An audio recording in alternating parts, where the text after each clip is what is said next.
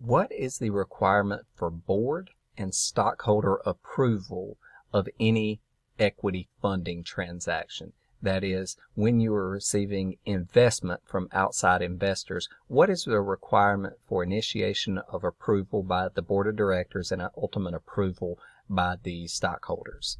So to begin with, board members have to initiate the process of seeking approval of any investment scenario from stockholders. There's two reasons for this. One, it affects the ownership interest of stockholders, so it's naturally an important right or decision.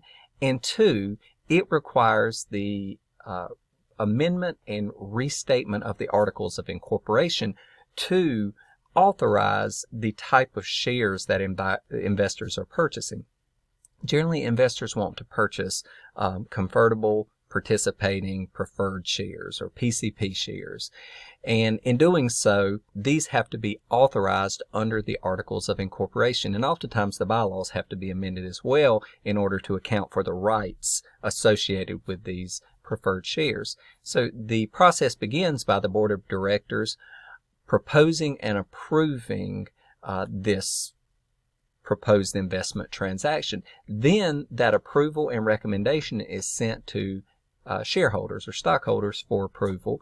The shareholders then approve it, and what they're approving there is generally through unanimous consent. If it's not done through unanimous consent, then you have to have a formal meeting where it happens. Luckily, in a startup, the board of directors is usually made up of a few people who are the shareholders, who are also generally the officers of the company. So once these approvals are given for the amendment and restatement of the articles, for the officers to act on behalf of the board in carrying out these transactions, the bylaws may be amended as well, then the entity is ready to proceed with the transaction. Now, an important thing to remember is these transactions have to be carried out pursuant to the procedures that are already outlined in the bylaws and potentially a procedure or two in the Articles of Incorporation. But generally, the bylaws outline the process for voting and approval of different things, how the resolutions are taken and how consent is obtained from shareholders. Now, this is, if it's not specifically stated in the agreement, then this procedure is going to be controlled by state law. Different states have different specific procedures.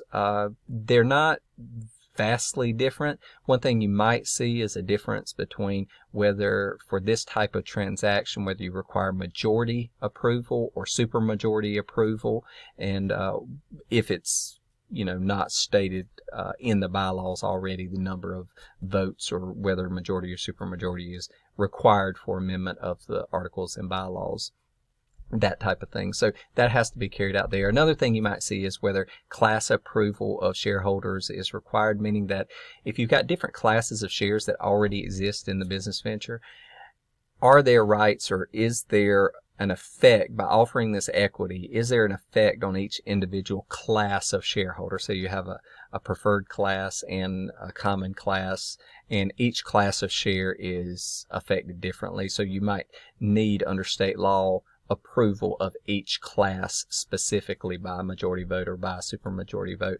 But if all the classes are not affected in an unequal manner, then generally overall class approval is not required. You just simply need a common vote of shareholders and a majority of approval in most states, such as Delaware, which is the most common state of organization for companies that are seeking equity investment, because it's a readily understood jurisdiction of law, and many of your form documents are already drafted pursuant to this law. So this is the general approach, and this is why board and stockholder approval is required in these situations.